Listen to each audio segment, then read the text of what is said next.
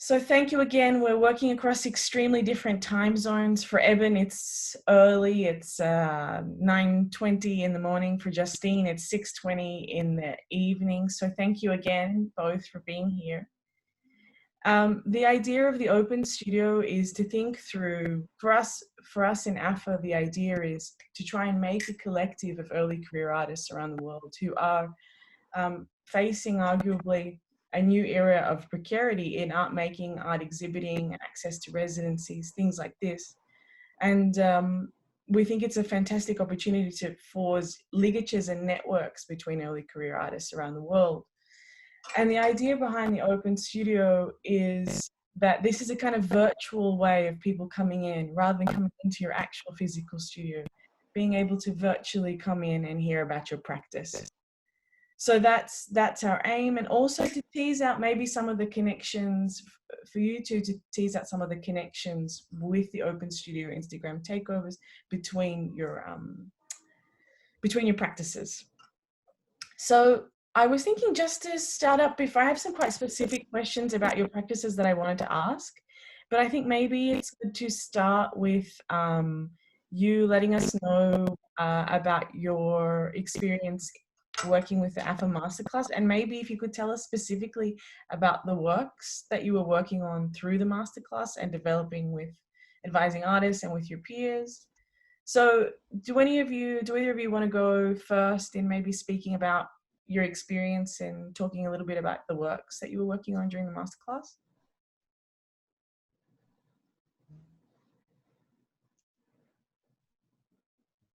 I can go first, although I do have illustrations for libations up on my screen at the moment. Okay, I'll go first. Would you like me to share it right now? Yeah, that'd be really helpful. Thank you. Great. Yeah, of course.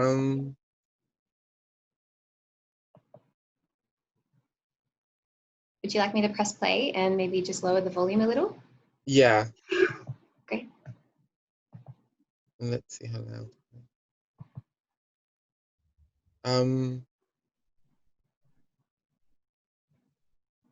So this was a piece of work that I'm working on as part of AfA. And I think at the time I was kind of reflecting on my responses to particular images.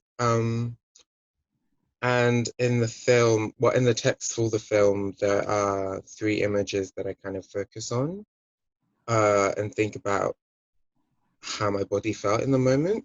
So we have like the first moment that I remember a kind of queer attraction or like a queer feeling attraction towards another person. It's quite loud in my in my area. I live by a train track, so hopefully you can't just hear all the traffic. But I was thinking, so it starts off with like a memory from the past from when I was really young in Nigeria. And then it moves on to an encounter with an image from the online sphere, and then it ends with an image of the future, a narration of the image of the future by Octavia Saint Laurent, who was one of the women in Paris is Burning, and I think is kind of like an iconic figure in trans history, and Black trans history to be particular. And I was thinking about these images, these kind of particular images of femininity, these ideas of the look, and thinking about the place that particular faces, I guess, like Naomi Campbell features heavily in my work. But thinking about these draws and trying to really just legitimate the kind of feeling of my body, the draw I feel to these emotions, to legitimate them and also kind of like tie them to the past as well. Kind of thinking about them as like forms of embodied knowledge from ancestors. And the film itself is kind of like mostly slow. You can linger on the images. You can kind of feel different ways about them. My work is kind of collagic as well, so it's kind of a mix of references from across the internet, from across like Black social media, I guess. And it kind of goes into like my Yoruba culture, thinking about what it means for femininity to come from there, as opposed to like a Western femininity. And so kind of like straddling this place of like, I don't know, I think about it like the micro consciousness, you come from one place and you enter another place and you have to kind of grapple with the ideas of both. So I was thinking about that as well, and how Blackness kind of structures my ideas of gender when I make the film. And so doing it for the masterclass, I think it's kind of allowed me to like refresh everything, and really like take it apart. And so like the film as it stands now is gonna like change quite massively, I think. I think there'll be like less images, and like I'm also gonna have my body in there as well from speaking to people, and my voice is gonna be take more of like a center in this work as well, just coming from the kind of feedback I got, the kind of things that were interesting me from that feedback in particular. Um, and then I'm gonna try and make the text like even more richer, I guess. Richer in the sense of like really descriptive and more intensified ideas of like the body, the physicality of the body, I guess. Is some of the things I'm gonna do with the text as well. So yeah, I don't know if that like answered the question or No, not. I feel like I definitely. maybe just rambled. But that's kind of the work, and that's kind of what I was thinking, and that's kind of what the this process with the masterclass has kind of brought me to. Yeah, if I need to be more specific, feel free to like ask me again. There was a very, I want to pick up on some of the themes that you were just speaking to, Evan, in a little while, but I think the thing that has stayed with me in being kind of fly on the wall with you presenting your work in the master classes was really just how evocative when you were talking about sound and your voice, Mm. just how really evocative this piece is, and really arresting, even to see. I can only imagine what it will be like in installation, and to really have sound and be immersed in it. I think it'd be wonderful to experience it that way. So I feel a little ripped off to see it on a small screen, but I really think that it would really lend itself to a very immersive installation. And I'm Yeah, glad to hear that you got some good feedback in developing it further from your peers. That's great. yeah, definitely. It was, so I did the work as a performance. That was kind of like the first iteration of it. I did it as a performance, and it was definitely immersive. It was like it was projected onto a massive wall, like I don't know, like 4 meters by 2, 4 meters Wow, by 3 or wow. something. It was like really big, and the images were like very um yeah, it was just kind of like a much more intense experience. Like on the small screen, it's really different. And again, with the performance, my body was also present, so you had like the images like really bathing my body, and so it was, yeah, definitely gave like a different vibe than on the screen. Like the shots of Naomi Campbell make more sense when they're like next to my body kind of thing. um, and the different shots as well, I think make more sense with my physical presence, which has been a thing to like use the masterclass to kind of determine in this COVID-y world, how else to translate that physicality Mm. and presence as well. Yeah, and I think it's because I mean we don't know how long it's going to be until, I mean, installation practices may change. So with these particular works where there's the scope to develop them in different kind of trajectories or forms, it's also exciting given that I mean we really don't know what things will be Yeah. like in 6 months, especially for new works that you're working on in 6 months or a year. So great. And I really, just to let you both know, I mean, the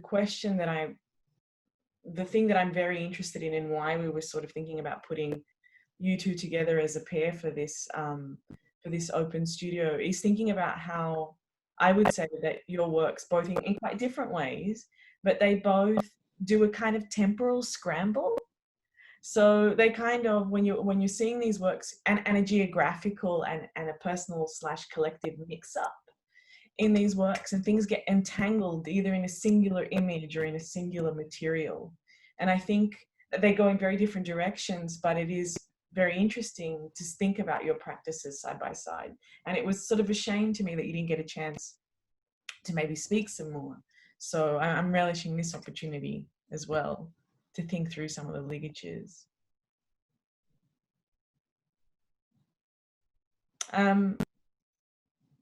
Justine, did you want to speak a little bit about your work, and then maybe we can talk to some of the themes that emerge across both?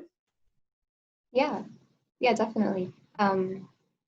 We actually linked up last Saturday evening and shared parts of our practice and in its trajectory, and found some common links. And I actually didn't get the chance to see this work, so it's great to put visuals to what you described as a work that was kind of a shift in your practice. That it was almost, I know that before you were working with images that rapidly flashed across the screen, and this was kind of moved through a slower trajectory and really kind of like highlighted the matriarchal body and things like that. So it's exciting to see this. And yeah, I wish it wasn't on a tiny screen, but thanks for sharing. Would you like me to pause it here and then shift to an excerpt of what I've been working on? Yes, yeah. Okay. We'll leave some secrets as well. Won't share the whole thing. So I'm going to stop sharing this particular work of yours, and I can... Thank you for that. Yeah, of course. That was wonderful to see. That was exciting. I'm going to share the site of the work I've been developing and that I spoke with the other AfA artists about. So I might share the site over Google Maps, which will maybe help unpack the context of the site before I then share excerpts from what I've developed so far. The work is pretty messy and I feel really vulnerable sharing it, but I will do it. But for the moment, I'm going to take you to Google Maps. I have so many tabs open and my screen share is getting confused. I'm sorry. Here we go. So, sorry about this. I feel clunky. Okay, back to the map. So the site of the project that I've been developing and that I spoke with the AfA masterclass group about was at the Auburn Botanic Gardens in what we now call Sydney, New South Wales, Australia. Botanic Gardens are on the sovereign land of the Darug people. This site in particular is in Western Sydney, so I might just talk you through a bit of context for the site because that kind of really feeds into the work. And I really want to show you one little map as well. I hope this is okay. I think it's helpful. It's very difficult to geography really matters in this work, I think. Yeah, it's very, really site specific, but then kind of takes these local stories and connects them to larger structures. But for now, I'll just maybe break down a bit of context of Western Sydney, the site that this project has been developed on. So I mentioned that it's on the unceded land of the Darug First Nations people. This particular map, or this article called Food Fault Lines, Mapping Class Through Food Chains, really helped me to find language to understand the divides in Sydney. Where my cursor is, I'm circling the word Sydney in bold. This is where you'll find institutions like the Harbour Bridge and the Opera House. The demographics to the east of this line are usually upper middle class, white early settlers. This line here maps out the Red Rooster food chains in Sydney. And to the west of this line, where historically a lot of migrant and displaced people were resettled. It's where a lot of working class migrant and refugee communities live. It's where you'll see a stark contrast of access to resources and infrastructure as opposed to the eastern suburbs. If anyone's interested in learning more about, I guess, the class divides and the, I guess, the demographic divides in Sydney and in Australia, this particular article is extremely important. Although things have changed because in the last 4 years, the state government has set forth these plans to split Sydney into 3 major cities. So while this article was written in 2017 and explains a lot of the historic class divides in Sydney, over the last 5 years, we've seen a big shift in I guess, through gentrification of this area. But this is a little bit of context maybe about the divides in Sydney, which really do, I guess, hold the work that I've produced. And then this is a site that I engaged in that project that I shared with the AfA masterclass, the Auburn Botanic Gardens. To the west of the gardens, you'll find a river that's now known as Duck River. This site, this particular river, was a sacred birthing ground for Darug women until 1903, when early British colonisers began mining the site for clay tile production. There are still a lot of houses around Auburn, which is a working class suburb of mainly Chinese and Middle Eastern communities. But there are still houses standing with these same clay tile roofs that were mined from this site. When the site was mined to its fullest extent, it was then filled with landfill, although the landfill was never capped. So to this day, car parts and tyres emerge from the grounds of the gardens as, I don't know the science, but as the tectonic plates shift, car parts will still emerge. I speak to rangers of the gardens and they'll be pulling out these car parts almost monthly. This site, once it was a landfill, that wasn't capped, it was then developed into a botanic garden for public use. And this one local engineer called Eric Black was commissioned to create a Japanese garden feature. This particular engineer was an early white settler who had no relationship with Japan and designed the gardens based off of a Japanese postcard. Chrisoula, I might just let you know that I've gotten a little notification that said that this meeting will end in 15 minutes.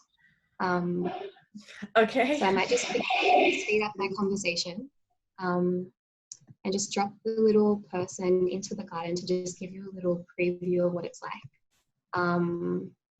It's like there are oriental landscapes and it's just a very bizarre and fantastical site. I have a direct experience with this site because my family live around the corner from it. It's where we hold Lebanese and Syrian wedding ceremonies, and it's just a really absurd scene, I guess, considering all the historic layers and our access to resources, and I guess my family's practice of Middle Eastern wedding ceremonies on a Japanese garden on occupied and colonized land. And I guess a lot of my practice looks at problematizing this practice of displaced culture on occupied land, but also trying to understand these cycles that displace us, shift us to other regions, and I guess divide and I mean, yeah, I've been thinking a lot about these cycles of my family being displaced here in the 90s, us paying taxes to a government that funds war crimes in our village that then displaces our cousins here. Although now the visa landscape is different and our families aren't having the visas accepted here as usual. But anyway, I guess this is a bit of context to the work, and I'm going to stop sharing the screen because a little timer is saying we have 8 minutes left. I think it's there's so much to ask both of you, and I think one of the things, as you were saying that, Justine, is about this idea of absurdity. of these things, these kind of different forces and different temporalities and different geographies coming together in this one kind of site. And it just, as you were talking, it made me think of this. Simon Critchley, the philosopher, says that when something is funny, there's this kind of temporal snap where time gets really long and really short. It snaps also at the same time. And I feel like in that site, that absurd moment that you talk about, which is clear in your work, which I think is that's what's made clear for me, is that absurdity is all these temporalities kind of snapping together in this one one site. And I'm kind of interested for both of you. I think there's a storytelling dimension in your works, and a kind of scrambling, as I was saying, between the past, the present, and futures, or pasts, presents, and futures in the plural. And I'm wondering, maybe I might ask Ebun this, and then I'll come back to you, Justine. Ebun, I want to ask you, you say that one of the driving forces in your work, because this is a question of audience for me, like who is the audience for this storytelling? So Ebun, when you say that you make works for those who will come after, do you want to speak to that a little? Let us know what you mean when you say that impetus. Yeah, I mean specifically Black trans people who are coming, who like already here or will come in the future, like looking for things, looking in the archives of like the culture for, I don't know, for little relics or things to like stabilize them or make them feel more legitimate or coherent. Yeah, just people, genderqueer people, I guess. That's kind of like that's the main focus, I think. And like I think of my work as like laying down like a path, or laying down, or part of a path laying, I guess, for people to follow, and a history to find and a history to have. Yeah, I love that's this idea. I love this idea of building the archive, of making present things that are here and things to come in work. And I think I don't know, perhaps it's a stretch, but I think this is a ligature in your practices. I think that they do this, you both do this in very different ways, but this view of building a new recognition of site, of body, of place, of histories is very important, I think, politically for both of your works also, and also aesthetically. And Justine, I know that you're also, and I'm also mindful of time, but I'm wondering how you pick the kind of materials or the locations that you focus on. Because I know that in some of your works, for instance, like in Coal or in Word, other works, where you focus in on a particular material and look at the historical threads that kind of get bound up in this one material. How do you choose the geography or the material? I think for me, it usually begins with a symbol, and they all kind of have links to each other. So the first work that I developed as part of my postgraduate degree looked at the site of the art school that I was at, which was the old Darlinghurst jail, the first colonial jail in Sydney. And I was really interested in the architecture of the space and the particular sandstone that was used to create this architecture of the school that held us and taught us this somewhat conservative and Western-centric curriculum. And so the first work that I developed looked at that site, and from there I followed the production of the sandstone to a sandstone quarry in Western Sydney. From there I connected that sandstone to the practice of making rosewater and created a body of work around the practice of rosewater. There are many works that kind of link. I think it begins with a symbol, and then I follow that symbol and do a bit of research behind it and land somewhere else. And I landed at this particular site. I'm kind of skipping ahead a few years and works, but I was doing a lot more research into gentrification in Western Sydney, into I guess gaming and simulations and Mortal Kombat. And this sounds really, this might not make sense because I've skipped a couple of years ahead. But I think, the works, I kind of arrive at a new research project based off of the previous, and trying to maybe fill in gaps of questions that weren't answered. I also just want to say it's interesting that you connected our works through this idea of temporal snaps, but also when we spoke last week, we spoke about the connections of our work through ideas of absurdity, and how with your practice you use a soundtrack from that musician Kenny Fleming from the 70s and 80s. Yes, it was. There was like the model Connie Fleming, and then a musician, I've forgotten her name, but yeah, from like the 80s. It was like a trans musician, and I think was kind of somewhat big, and then disappeared, and then only recently made a resurgence. If I can find it again, I will. And then, but yeah, carry on. Sorry if I remember the name. Yeah, I just thought it was interesting that you connected our work through this temporal snap, and then we also had conversations about connections between our work through ideas of absurdity, but also layers that peek through, and the matriarchal figure as well.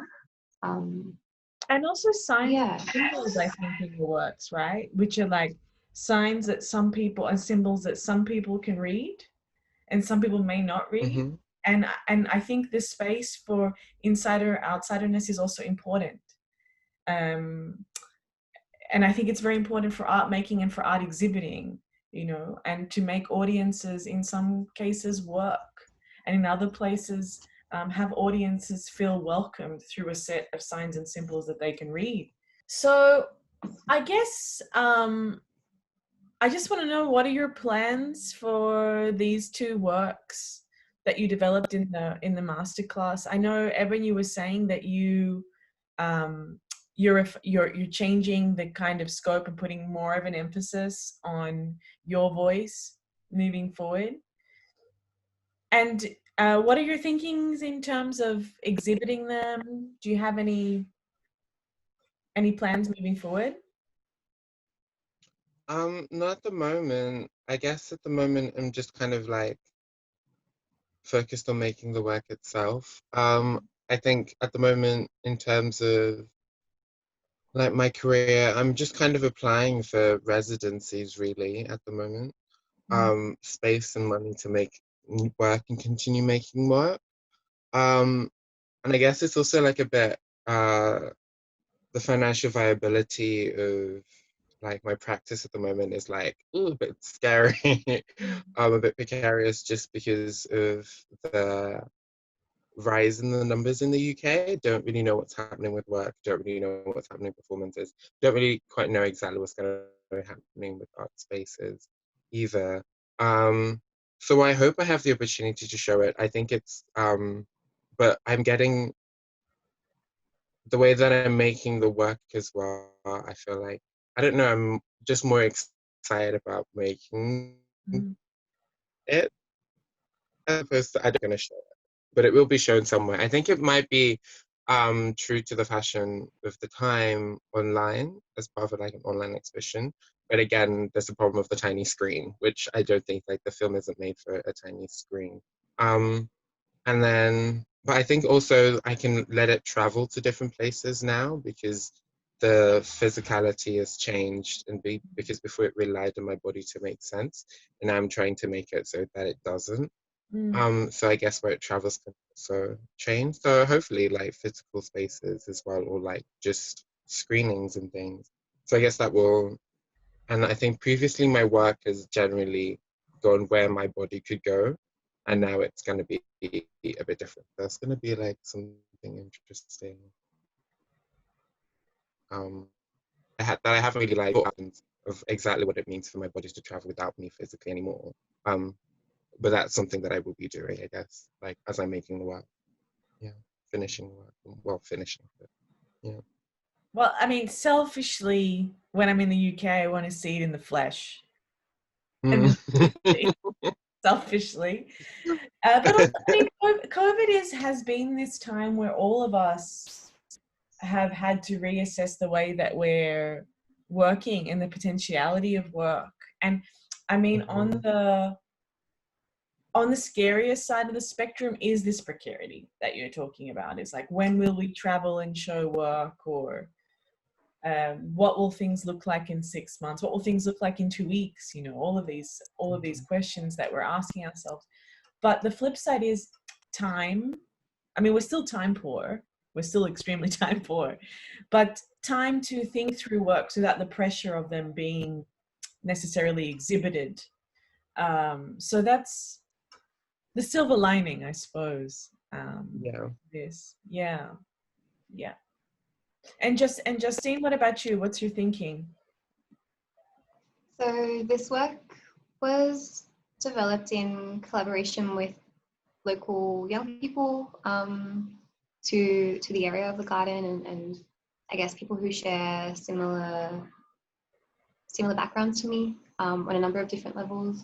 One particular artist, Layla El Reyes, has kind of jumped on board as a main collaborator of the work as well, which is really exciting. She's amazing. Yeah, she works amazingly with materials and has developed some really exciting costumes for each of the young people to wear through different interventions of the site. And we've filmed 2 scenes before restrictions and ISO, and we're set to exhibit the work late this year.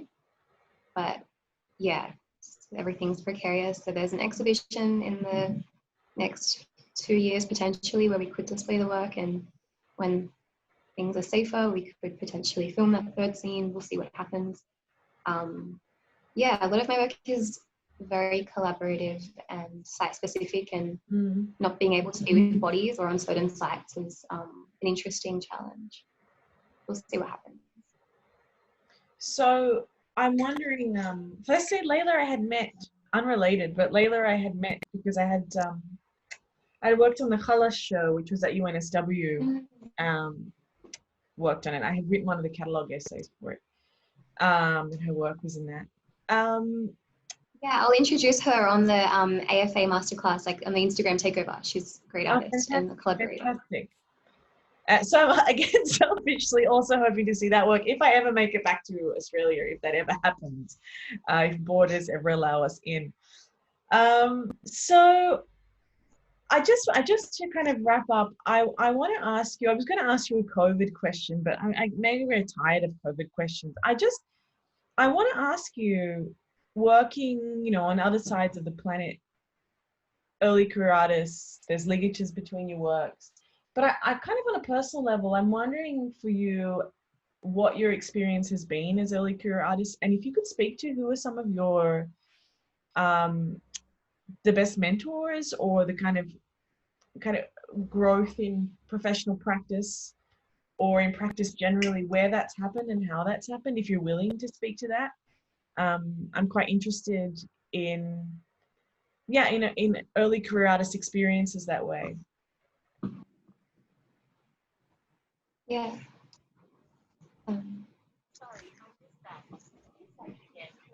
Sorry, Siri's talking. I can go first. I guess I graduated from uni in 2017, and I didn't necessarily feel that the curriculum and the particular university and their understandings of art gelled with mine.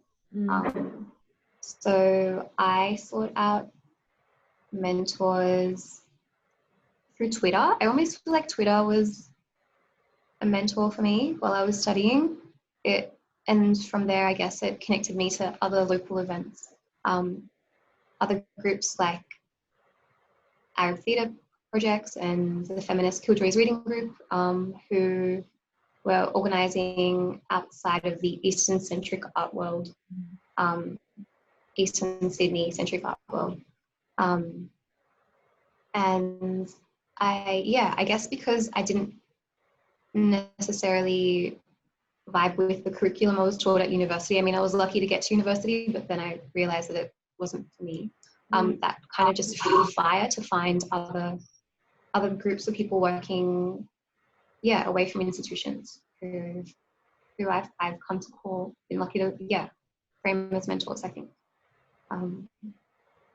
That's been my experience in Sydney locally. So I guess what really drew me to this project was this idea of pedagogy and of mentorship, which I still do find somewhat lacking in the Sydney art world. The Sydney Yeah. art world is a funny one. Fortunately, I mean, when I was at uni, when I was at art school, I mean, you can imagine what it was like in terms of diversity, and in terms of the curriculum. And things are changing, but yeah, we do need to build our own. That's what's become clear, is that in the art world, we do need to build our networks. We do need to build our support structures, because it's really difficult. It's precarious work. It's challenging work. And without those networks, I think we're putting ourselves at a real disadvantage. But it took me a long time. In Sydney, it took me a very long time um, to make those connections. And it's interesting talking about online platforms as being a way of navigating or finding those, because traditionally, you know, the idea is you go to art school, and in art school you make those networks. But it's interesting seeing this shift in the last decade, where we're kind of coming through real personal networks, local networks, uh, online as a way of connecting to people. So, and I'm wondering, Evan, is that a similar experience for you with mentors, or what has been your experience? Um, Similar in ways. I don't think I had like most of my practice, like most of my ideas and like my politics, and like aspect of my identity definitely are like indebted to the online space and like the kind of connections that I made in the online space.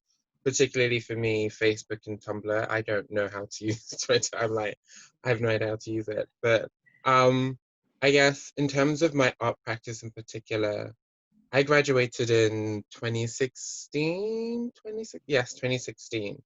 But I've really only been practicing again since 2018, since the beginning of 2018, just because I think